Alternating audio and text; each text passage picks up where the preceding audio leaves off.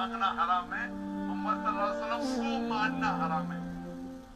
अभी मैं जब कुरान को छोड़ के वेद से साबित कर रहा हूँ मोहम्मद सल्लल्लाहु अलैहि वसल्लम को मानना चाहिए, तो क्या ये शख्स कह सकता है कि मोहम्मद सल्लल्लाहु अलैहि वसल्लम को मानना हराम है?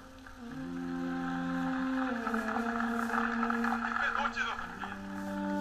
ये वीडियो क्लिपिंग की रिकॉर्डिंग कभी पीस टीवी पे आई नहीं। जब मैं तकरीर करता हूँ, बात करता हूँ, कोई भी रिकॉर्डिंग करते रहते हैं। हो सकता है कि स्लिप ऑफ द टंग है, क्या कि सबकत लिसान।